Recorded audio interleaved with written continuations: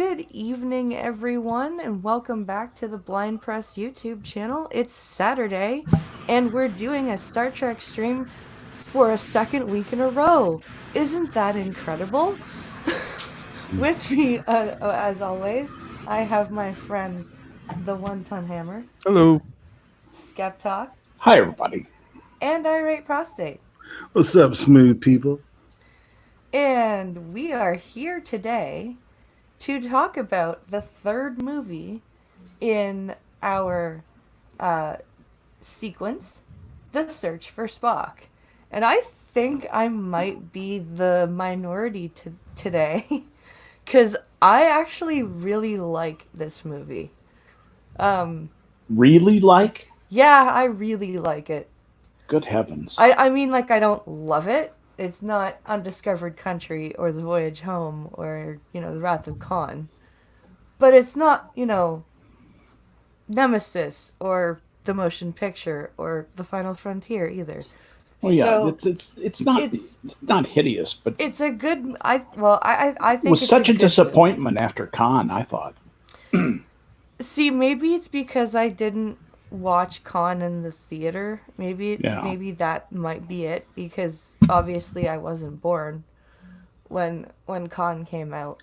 But to me, The Search for Spock is a good, not great, but a good tie-up to the goings on of in Wrath of Khan. I think There's easily almost half a movie of content. And there's the most important thing that this movie brings us, and that's the bird of prey, the green Klingon bird of prey ship. the Bird of Prey and the My Excelsior. God, that thing is gorgeous. And the Excelsior. I've built Don't that model forget about- 3 times. Don't forget, that's the first time we're introduced to the Excelsior class of starship. And transwarp core technology. Yep. Mm-hmm. So to summarize very quickly before we get into why some of us don't like this movie as much and why I like this movie. So we are focused on the Genesis planet again. Commander Savick, who was part of the training crew in Wrath of Khan on board the Enterprise, has remained with Dr.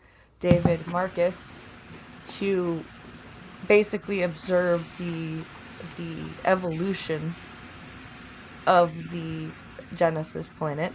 She seems to have subtly changed appearances. She's not Kirstie Alley anymore. No, she's not. She's not Kirstie Alley anymore. Those darn salary demands. And we have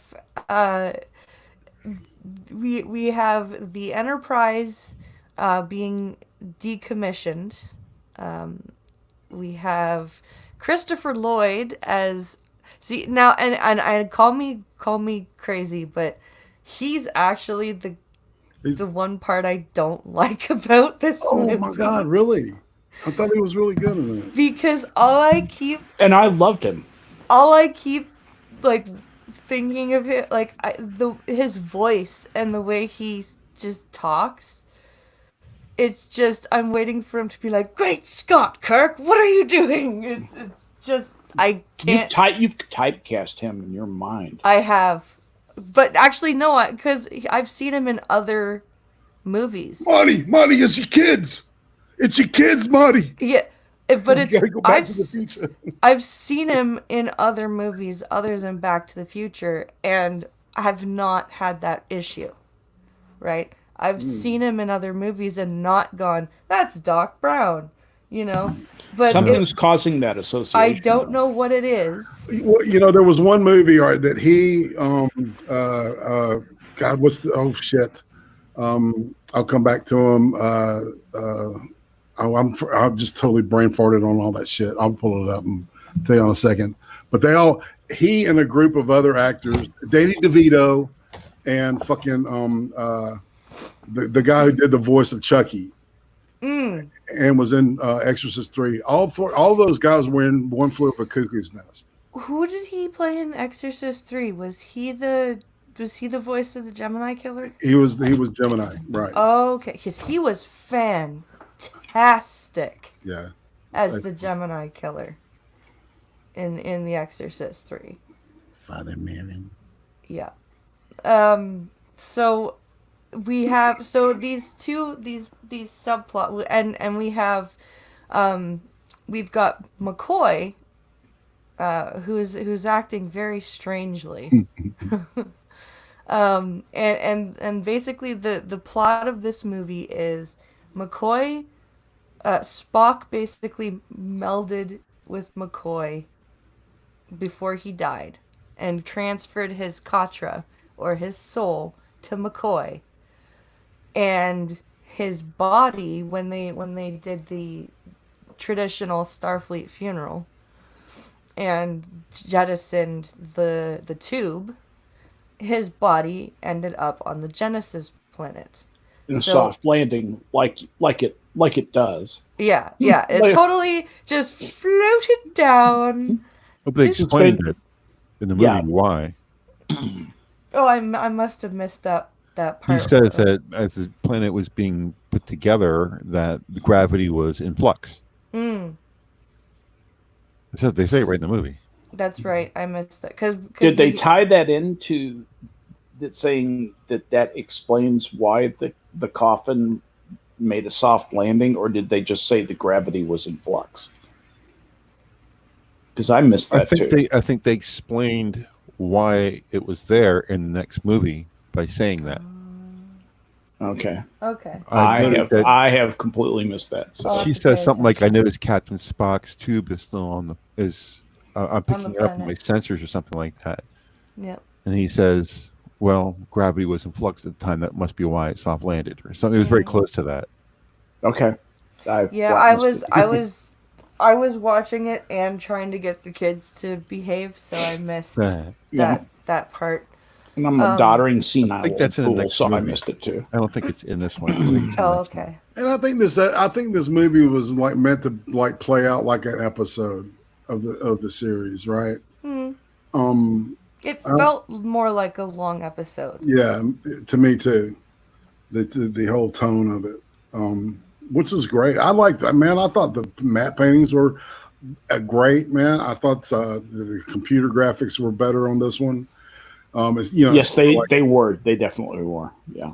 Don't stand up to. But let's 4K. Get to the captain and crew of the Grissom. So and yeah, the high school level of acting that was going on. They were bad. I didn't shit. Miguel Ferrer. I didn't like them, but I didn't like.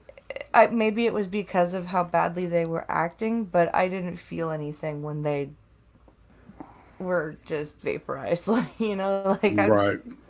I was like, good. Yeah, like a whole starship full of red shirts. I won't have to listen to this captain say, "Well, we better do it by the book." What? he couldn't even get his lines out straight. No. I mean, there was absolutely no expression. There was no believability. He didn't convince me of anything. I hate the captain of the Grissom. I didn't like him. I wasn't very thrilled with him either. I was more focused on the I was listening. Prospero gave me some trivia about there's some 3 different songs that we're playing in the bar when we see McCoy. And I was trying to listen to see if I could recognize what they were, and I couldn't. Probably because of the type of instrument that they were using. But it was hard for me to tell what songs they had picked. And I know Prospero had told me to listen out for that. And I couldn't place them, unfortunately. But apparently Leonard Nimoy was supposed to have picked those particular songs. But I loved how McCoy played being like the way DeForest Kelly acted being Bones Spock. You know what I mean? That's not logical, damn it! It was just. Well, and the times when he was like tortured and shit, I mean, he looked fucked up. I mean, he looked like he was, like just disheveled, psychologically, right? Yeah, because they're like, that's not your usual poison, right? Because he asked for altar water, and they go, and he goes, who asks for poison at a bar? It's not logical. And the bartender's like, okay. I'll just go get your drink now. DeForest Kelly did such a good job with that. And especially that you're the victim of a mind meld, Doctor. That green-blooded son of a bitch. He knew exactly the minute Kirk said that. There was no, what do you mean? Who did it? It was just, that bastard. Oh, that son of, I'm going to kill him. You know what I mean? Just that, and it was perfect. It was exactly a McCoy response. It was so, it almost felt like, how sometimes actors are allowed, they get a script, but they're allowed to ad-lib sometimes. It's almost like DeForest Kelly just kind of threw that, because it felt so natural. It didn't feel like it was written. It felt like just at that moment he was like, oh, that green-blooded son of a bitch. And the director was like, yeah, we're going to keep that. Like the way it came out. It was probably written into the script, but the way that DeForest Kelly delivered it was just so natural, and it was awesome. And I have to say that, I don't know about you guys, but William Shatner was like at the least hammy in this movie. Like, his emotions were actually just about as genuine as they were when he was giving Spock's eulogy. I think. Pretty much all the way through. Because you can tell he's messed up that he's lost his friend. He is messed up. The whole crew is messed up. And they all do a great job of portraying just how hard this is for them. And even after there's hope that Spock may be alive, and Kirk is facing doubt from the head of Starfleet, he's like, I have to try. The guy's like, you're never gonna sit in a captain's chair again. He's like, yeah, well, I have to try. If I don't try, I'll never be able to forgive myself, right? That's what a true friend does. And he says it at the end of the movie, right? The needs of the one or the few outweighed the needs of the many. Because at the end, Spock's like, why did you do this? Like, why would you do this? And this being Kirk losing his son, which was one of the best deliveries of, you Klingon bastard, you killed my son. Like, that was just awesome. And can I just say that we really get a look into what the Klingon captain Krug did to Kirk, because he tricked Krug's crew into getting blown up, right. Basically. So he destroys the Enterprise to save everybody, save his crew. And he then gets into an actual fight with the Klingon captain on the planet. And there's one moment where it doesn't surprise me, because it's totally in Kirk's personality, but it was really good writing for them to have him do it, which was the time at the end of the fight where the Klingon, where he goes, "Give me your hand," right? And he pulls up the Klingon captain, then he beats him. He goes, "I've had enough of you," and he beats him and throws him. And it's like, whoa, you know, like that's something Kirk would do, but to actually write it in and show that somebody like Kirk, who upholds the morals and bounds of Starfleet, is driven to, I'm gonna make you think I'm gonna save you, Yeah. then I'm gonna kick your ass and throw you to your death because you Klingon bastard, you killed my son and then you made me blow up my ship. Yeah. Yeah. Getting back to Kirk and Spock, I just thought there a little bit of background on that.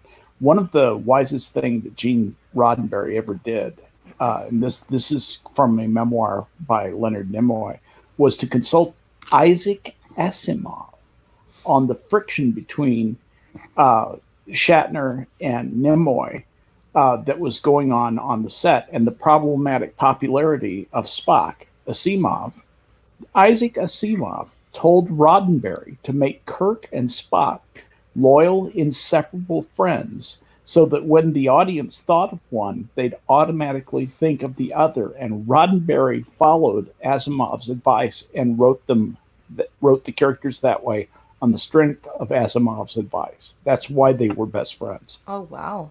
It's kind of an interesting really thing cool. from a book that I read by Leonard Nimoy. These are two kind of important memeing kind of parts from that movie. The one where Klingon captain yells at his crew to get off the ship. Yeah. I use that meme all the time.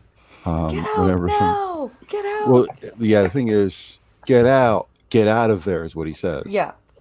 That, and when Kirk is kicking the captain as he's holding onto his leg, he says, "I have had enough of you." It's not so much what they're saying, it's how they're saying it that's really important. Get out of there. Yeah. It's not, they're not saying it in like they're reading the script.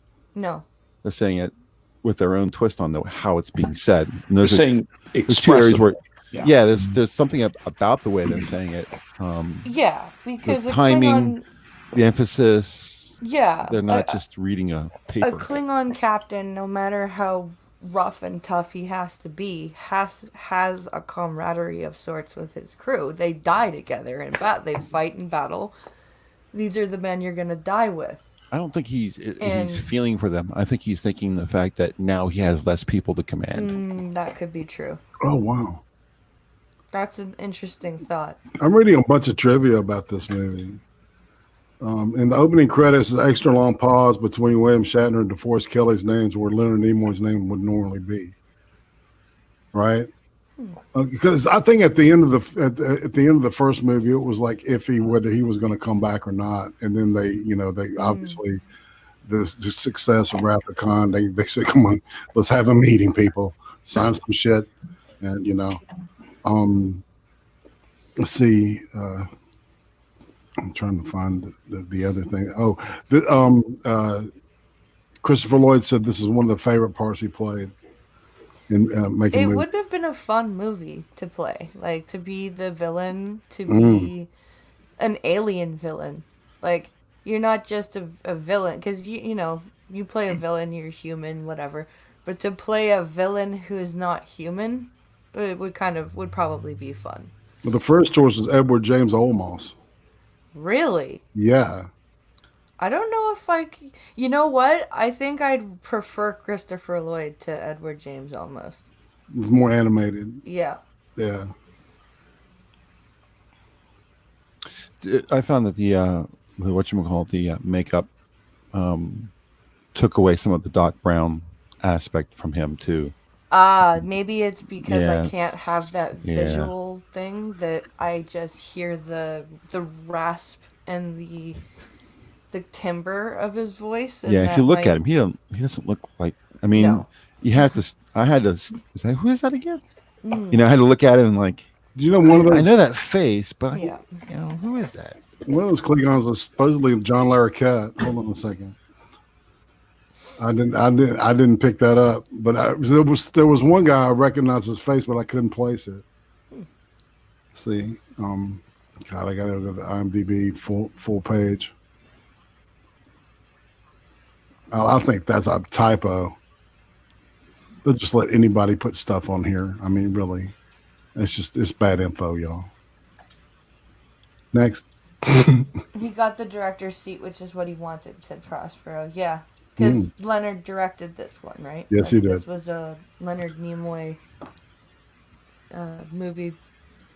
So, does anybody want to talk about why they didn't like this movie very much? Like, I don't think anybody hates this movie, but No, what parts of it made it disappointing?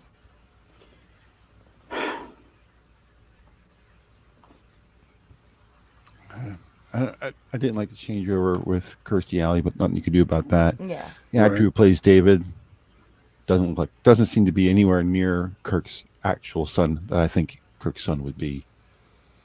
Is that not the same? Yeah, it's the actor same actor. either? Yeah, Oh. it was. It's not the actor I'm talking about. I'm talking about the person, the character that's being played. Oh. right. Well, I don't think the actor was particularly good either. But I'm just saying it.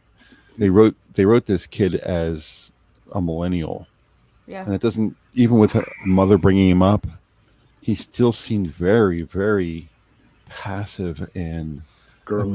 emotional. Oh yeah, had girlish. It should have been a girl. It would Used have made more sense if it actually was a girl. Actually, you're right. and for him to use proto matter to like, and then Savick is like, so just like your father, you cheated, right? And but I don't think that it's the same thing. I don't think reprogramming a simulation to get a grade at school is the same as fucking creating around a with planet. proto matter and creating a planet that could blow itself to bits within a matter of hours.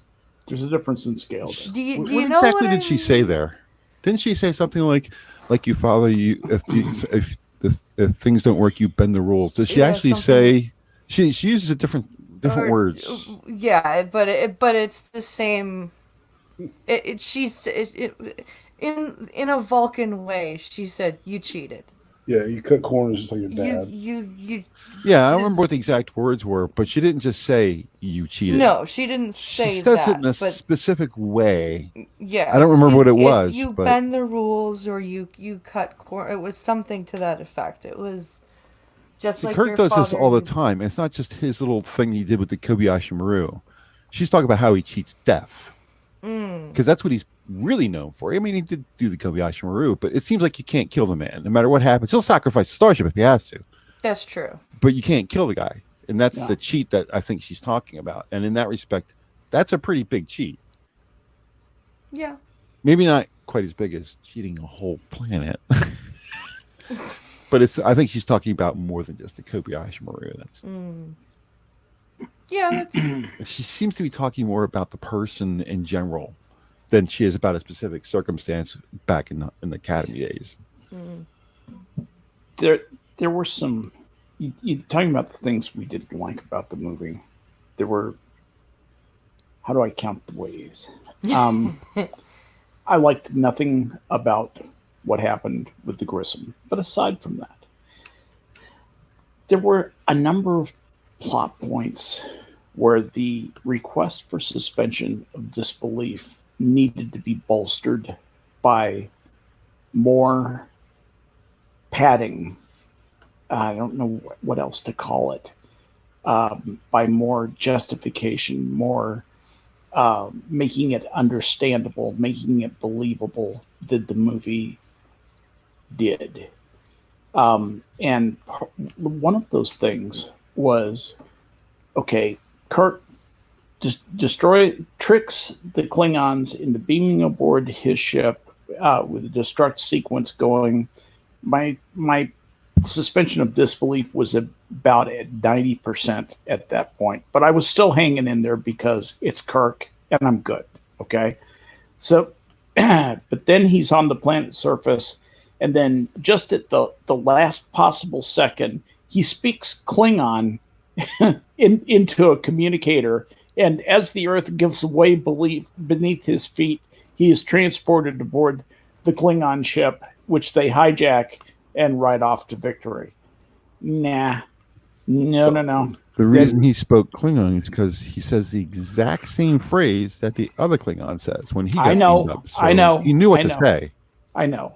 And the thing of it is that I don't think he would have gotten the guy on the other end would have said, that's a human speaking Klingon. Klingons can just do that. Yeah, but at that point, There was a lot of background noise because a planet was blowing up. But also, at that point, as a Klingon, you have failed. Half your crew is gone because your enemy tricked you. You are a failure. Well, that's the other warrior. thing. Why didn't the Klingon on board, when he realized he had failed, why didn't he start his own destruct sequence? He should have blown up his own ship. That's what would have happened logically. So that was just that was a plot destination that they should not have driven toward. They should have figured out another way to resolve the movie. Basically, that was just. We got to admit that design is something else, though. That's a cool ship. But there was the beautiful. Klingon commander was on the planet and died on the planet. But it was his first in command was one on the ship who beamed Kirk up, right? Mm-hmm. Yep. So the guy the who first in said, command "I do not ship deserve blown to up? live. I'll kill you later." I'll kill you later. Right. But at that point, would he have been able to blow up the ship with Kirk and his crew standing around him? Maybe, probably. I don't know. I doubt it. I doubt it. If you have, I would think that the captain, especially the way the command structure of a Klingon ship works.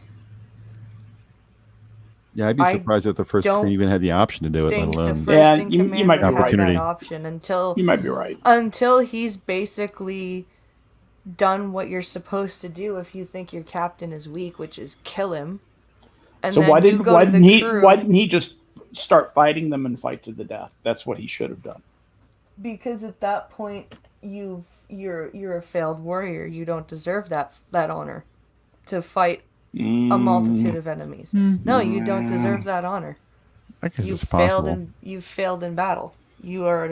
But they're not warrior. stupid either. I mean, if you're a single Klingon, second in command of that ship, and you're surrounded by 10 people. I don't know. Didn't feel happy and realistic. It did not satisfy me. And maybe you're thinking to yourself, they'll put me in the brig because they're Starfleet officers. They'll put me in the brig, and I'll find a way later to get the ship back. Maybe that's what you're thinking. I don't know. Because I'm better than humans. I think that they also wrote it like that because what had just happened was pretty heavy. So they needed some sort of thing to laugh a little bit about. So for him to be like, all possibilities, but you help us or die. There's other stuff I don't. There's other stuff I don't like. Yeah. I wanted more stuff on the planet Vulcan. I wanted much more about that because I dig that shit. I dig that mystical shit.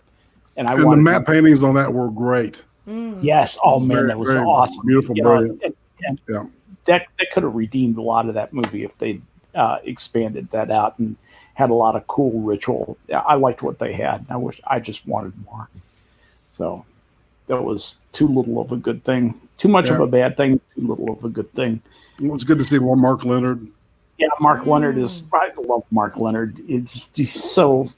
His brow furrows perfectly. He owns that part, man. He does own that part. And the way, just the way that Mark Leonard said, the line he delivers at the end of that movie when he's talking to, I'm guessing that's what's her name?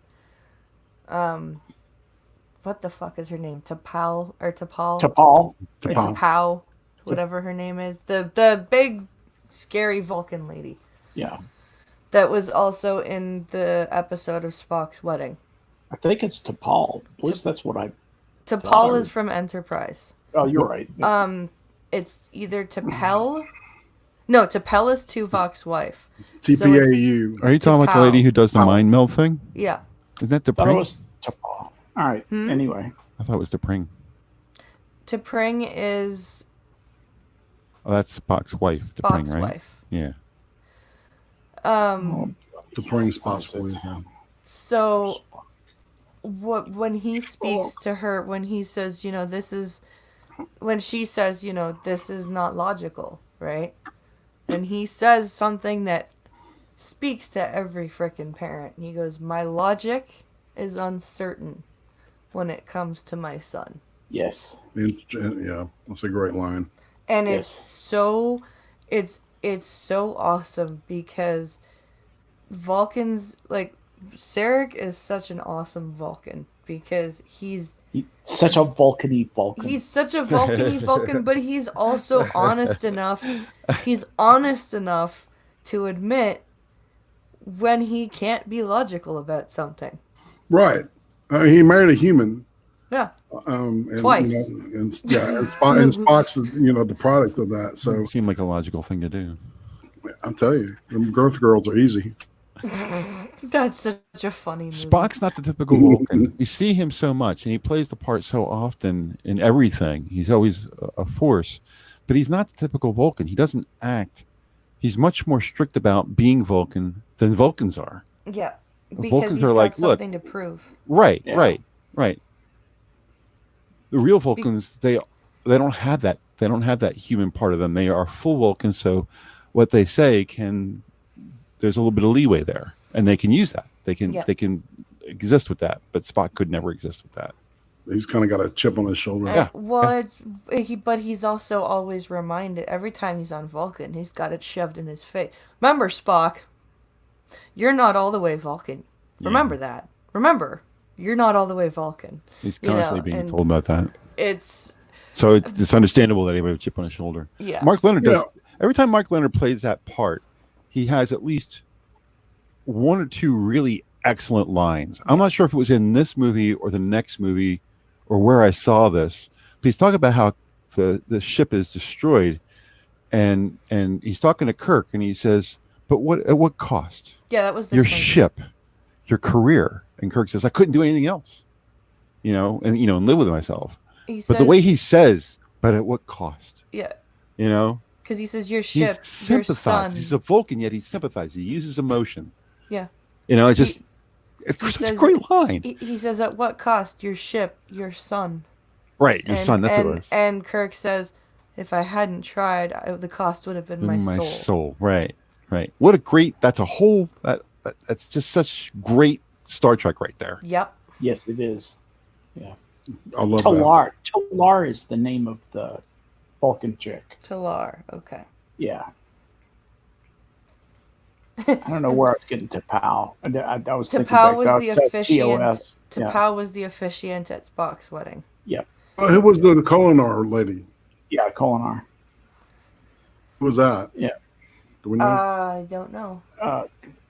McCoy, son of David Sour Hugh. Yeah, Talar to McCoy. Yeah, that's Talar for sure. I love McCoy in that scene too, because she's like, this is not just dangerous for Spock, it's dangerous for you, but it's your choice. And he just goes, I choose the danger. Indeed. Hell of a time to ask. Hell of a time to ask.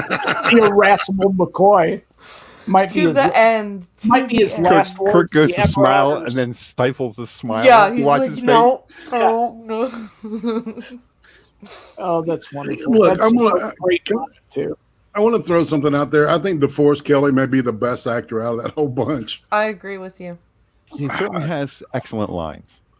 He delivers them perfectly. He Mark does. Leonard, He had the part that was made to deliver great Yeah. lines. Nobody Yeah. can He play had the McCoy except McCoy, counterpunching right? parts.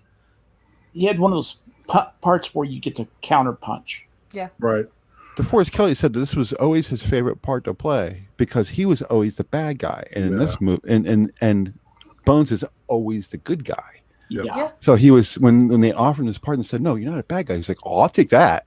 Yeah. Even when McCoy has dark moments, he's not a bad guy. No. He's not a bad character. He's a just good bad guy. going making now? through some Is that it? issues. No. He's always doing what he has to do. Edge of forever.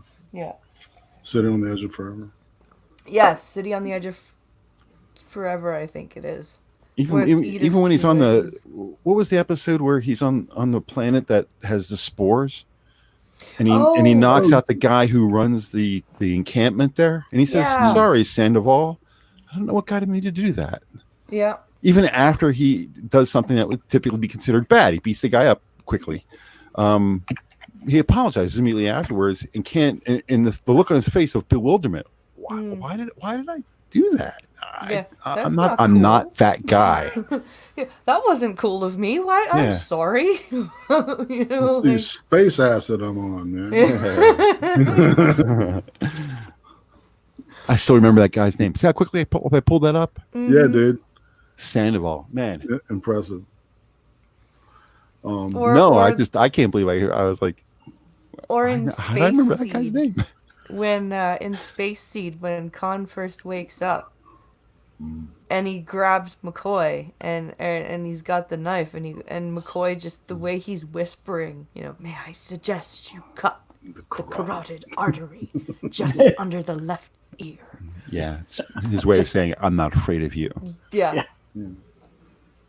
It's just awesome. It's exerting dominance in a situation where he doesn't have any. Yep. Really balls is what it is. Yep. So yeah, John Larroquette was in it. Yes. He played Maltz. Okay. Yeah, Yeah. he played Maltz. Two. I like how he holds the name out. Maltz was the guy who said, kill me, and Right. Kirk says, I'll kill you later. Okay. Yeah. Yeah. Okay. Yeah, cool. I recognize the face and the eyes, but it's like I'm used to him being older and shit. Prospero has a good point. She says he knows that Kirk lost a son to save his son. His son, yeah. He lost his son to save his son. Yeah. It's interesting. Leonard Nimoy worked on writing the story, but was not credited with a writing credit. It said the only time there was any conflict about the movie's content happened during pre-production when Nimoy said that he was satisfied with the final script and was ready to start shooting. The executives had some reservations about ending the picture on Vulcan. They had a lot of problems with that, evidently. Really? Yeah, he felt very strongly, though, about that final sequence that the movie should end there. And he said, he says, I'm quoting here, I wanted to end the film by bringing Spock to Vulcan and going through the ritual. I believed it would work and that the audience would enjoy it.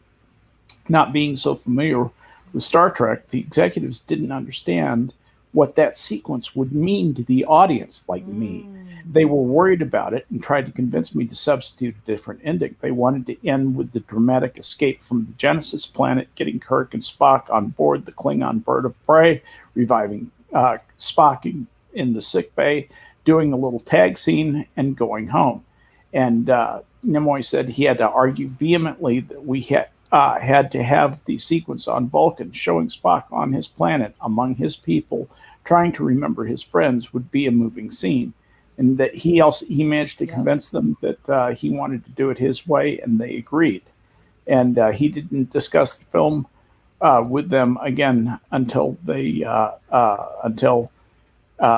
I showed them my first cut, the first printing, basically, of it. And they didn't give him wow. And then they never gave him a credit for a writing credit. Evidently, there was quite a bit of bad blood between the executive producers and Leonard Nimoy, and it was all about the ending. Did you know that Leonard Nimoy came up with the Vulcan hand gesture? Yeah. Yes, I did know that, actually. Rabbi. It's a Jewish gesture, and he actually saw it when he was told that when he was a child, when they're doing the blessing, you're not supposed to open your eyes. You're supposed to have your eyes closed. Right. And he peeked and he saw that they were doing that gesture, and it stuck with him. So he decided that should be when he started working on Star Trek, that he decided that should be something that the Vulcans should say. And that live long and prosper thing, I think, is that is a Jewish thing, which is pretty The cool. only difference is the Jewish version tucks the thumb, where his version, the thumb is out. Yeah. Otherwise, they're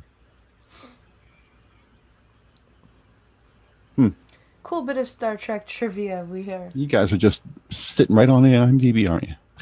No, actually, No, I I'm learned that actually- from I think it was an episode of, oh, what the hell was it? It was on the History Channel. I can't remember what it was. It might have been an episode of William Shatner's Weird or What. I've got Nimoy's book, I Am Spock. Ah. He's reading out of I Am Spock. And this is Gene Roddenberry's mission for Spock. The Kohanim Jewish blessing. Interesting. I didn't know that's what its name was. Where does that come from? Judaism. Well, I know it comes from that. Dumb fuck. I'm sorry, man. Jewish blessing. Where does it come from? Judaism.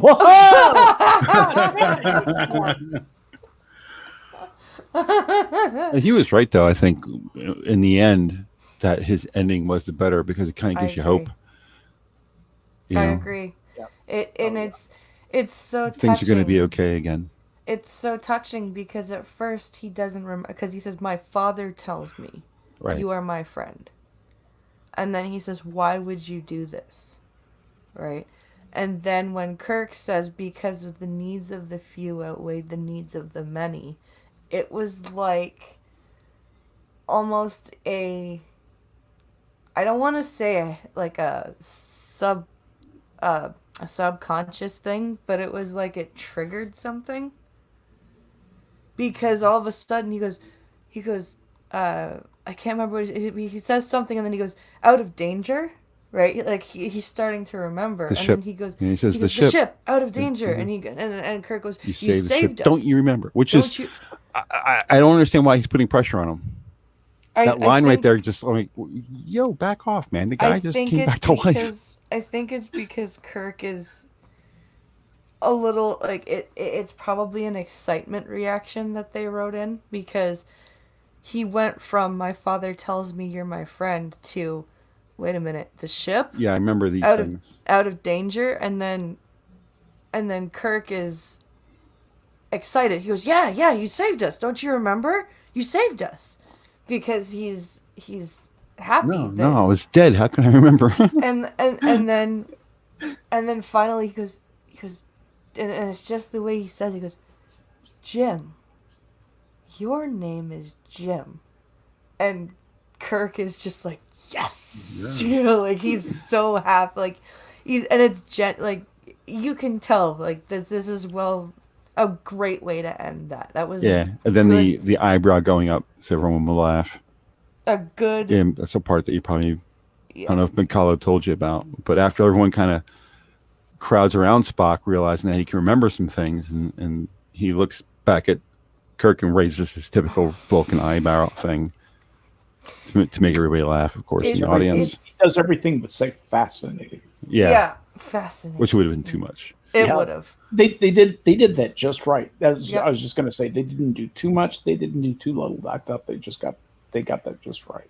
I think that was good directorial stick-to-itiveness on Nimoy's part for not allowing the executive producers to fuck it up. I think that was a good move on his part to say, no, we're not doing that. We're ending this way, and this is... Yeah, it's kind of what directors do. They fight Well, for their vision. some of them don't, though. Some of them cave, right? And you can No. tell. You can tell if you're watching a movie where parts, like, some of it's really good, and then you can tell, like, oh boy, somebody must have been upset with something, or oh boy, did the writers change? Or, like you can tell if you're watching a movie that when there are disagreement. Like for a prime example, I know we're getting off topic here, but a prime example of that is the movie The Wolverine. Freaking great starting point, but they went through three different writers, I think. The original writer, they didn't want. And boy, can you tell. Oh my god. Boy, Oh can you my tell. god. It's like, okay, I see where you stopped. Yeah. And there's no effort to tie in the parts. It's just like, okay, this guy got mad and left. Okay, this guy got fired. Now you finish. Right. It was like, here's a mess. Try and fix it. yeah. And you didn't fix it. No, we ended up with And it ended Adamantium badly. Samurai Robot. Yeah, it ended up badly. So I mean, I'm glad that Nimoy didn't cave to the execs and was like, nope, this is what we're doing, because it was a perfect way to end the movie. Oh, and he understood what it means to people like you and Irate and Hammer and me. Yeah. And the people who come and listen to us and chat, the people who love this franchise, the people who have watched these things again and again and just love it down to our bones. It's part of our lives. It's part of who we are.